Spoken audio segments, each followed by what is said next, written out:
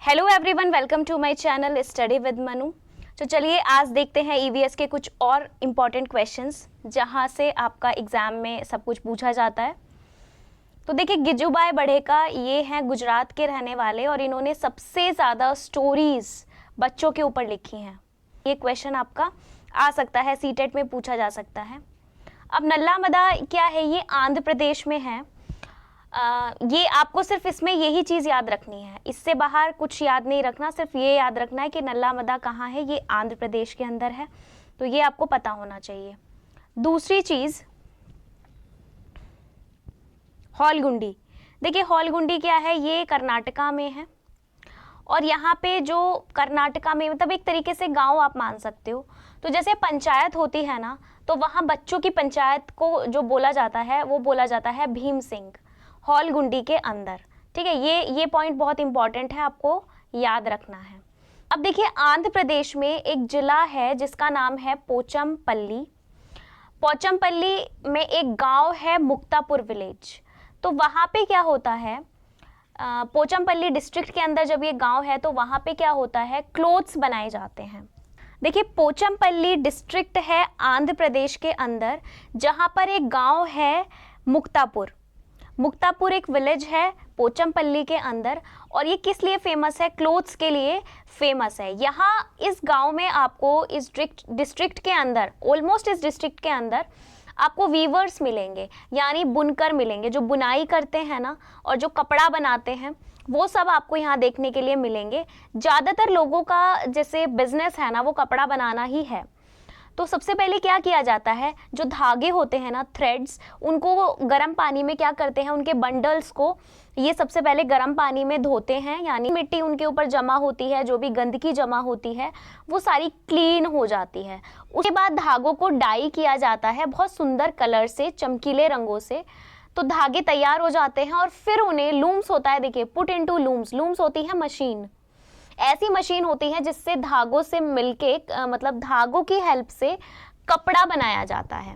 क्योंकि इसमें इस क्षेत्र में ज़्यादातर बुनकर रहते हैं, वीवर्स रहते हैं, तो वो क्या काम करते हैं, उनका यही काम है।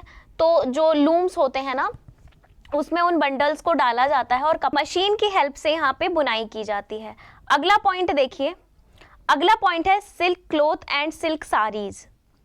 मतलब कि जो सिल्क का कपड़ा बनता है या सिल्क की साड़ी बनाई जाती है, वो सिल्क के थ्रेड से बनाई जाती हैं, जो पोचमपल्ली जो डिस्ट्रिक्ट है वहाँ पे सबसे ज़्यादा फेमस है। ठीक है, क्लॉथ मतलब जब अब कॉटन थ्रेड होगा तो कॉटन की साड़ी बनेगी, सिल्क का थ्रेड होगा तो सिल्क की साड़ी बनेगी। ठीक है, अब आता है खेजड़ी ट्री।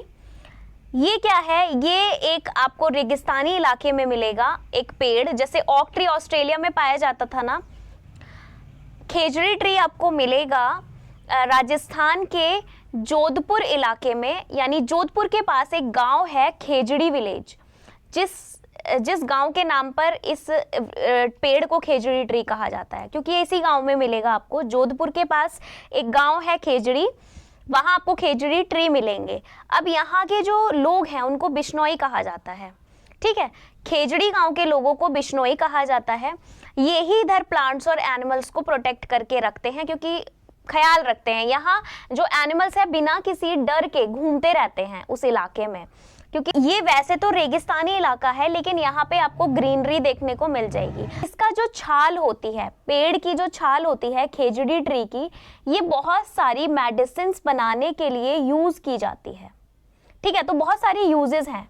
लोग खेजड़ी ट्री पे जो फल आता है, जो फूल आता है, उसकी सब्जियां बना के खा सकते हैं और उनका फल एज अ फ्रूट भी वो उनको खाते हैं और सब्जी बनाकर भी खाते हैं। इसकी जो लकड़ी होती है वो इतनी अच्छी होती है कि उस पर कोई भी मतलब कीड़ा, जैसे दीमक लग जाती है ना लकड़ी में, उस टाइप की दीमक वगैरह कुछ भी इसमें नहीं लगती। बहुत मजबूत और बहुत ही टिकाऊ लकड़ी ये इस पेड़ की होती है। एनिमल्स क्या करते हैं भाई, एनिमल्स रहेंगे तो वही वो पेड़ पौधे खाएंगे, है ना। तो यही जो खेजड़ी ट्री है, उनकी जो लीव्स होती हैं, तो जो एनिमल्स होते हैं वो खेजड़ी ट्री की पत्तियां खाते हैं। सारी चीज़ें थी खेजड़ी ट्री के बारे में, तो ये सारे पॉइंट्स थे खेजड़ी ट्री के बारे में। आएगा तो आप क्वेश्चन कर लोगे आसानी से। अब देखिए मुजफ्फरपुर एक डिस्ट्रिक्ट है बिहार के अंदर, इसमें एक गांव है बोचाहा, जहां पे लीची के बहुत सारे पेड़ आपको देखने को मिलेंगे।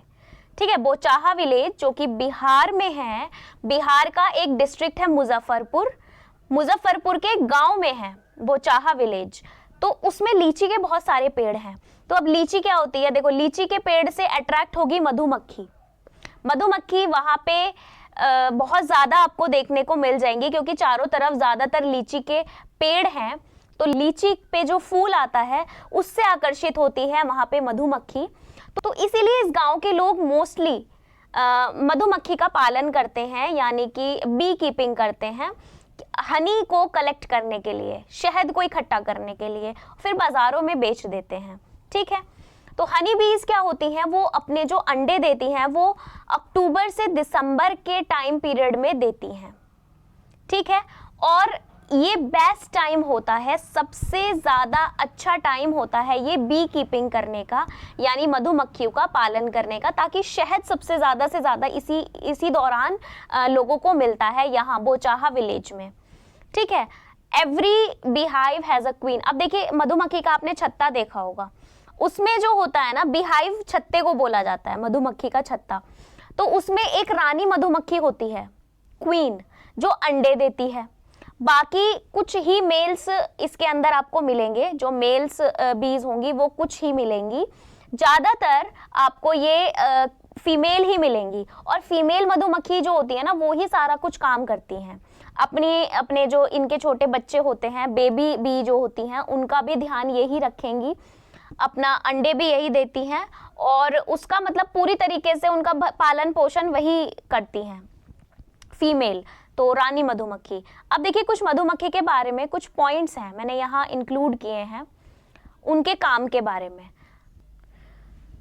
सबसे पहला पॉइंट है कि वो एक छत्ता बनाती हैं और अपने बच्चे को देखती हैं, कौन, रानी मधुमक्खी। उसके बाद ये फ्लावर के इधर उधर घूमती रहती हैं, आवाज़ करती रहती हैं, क्योंकि रस लेती हैं फूलों से, उसके बाद ये शहद बनाती हैं। अब देखिए शहद बनाने के लिए जो फूल की तलाश की जाती है वो एक मधुमक्खी करती है। जब उसको शहद बनाने के लिए जो फूल है, यानी उसका रस लेने के लिए जो फूल है वो मिल जाता है, तो तब वो एक तरीके का डांस करती है, वो एक तरीके का डांस करती है, जिससे दूसरी मधुमक्खियों को पता चल जाता है कि वहाँ पे क्या है, रस है। तो यानी उसने फूल ढूंढ लिया, रस वाला फूल ढूंढ लिया, जिससे उसे शहद बनाना है, तो वो डांस करना शुरू कर देगी। तो बाकी मधुमक्खियों को पता चल जाता है, जो और सारी हैं, तो वो भी वहाँ पे आ जाएंगी और अपना शहद बनाने की प्रक्रिया को ये स्टार्ट कर देते हैं। ठीक है, अब इसमें क्या होता है, मेल जो बीज होती है ना, उनका कोई बहुत ज़्यादा बड़ा रोल नहीं रहता, वो वर्कर नहीं होती। जो वर्कर हैं वो सारी फीमेल्स हैं, फीमेल बीज हैं।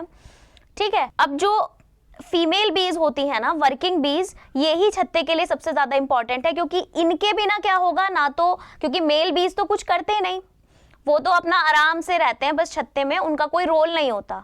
अब अगर फीमेल बीज कोई कार्य ही नहीं करेंगी, ये ज़्यादा इंपॉर्टेंट क्यों है, क्योंकि इनके बिना, विदाउट दैम, ना तो इनको कोई छत्ता ये बना सकती, और अगर छत्ता भी नहीं बनाएंगी तो क्या होगा, नेक्टर का कलेक्शन भी नहीं होगा, यानी कि जो फूलों से रस ये लेती हैं उसको भी ये कलेक्ट नहीं कर पाएंगी, और ना ही ये अपना छत्ता बना पाएंगी जिससे शहद मिलता है।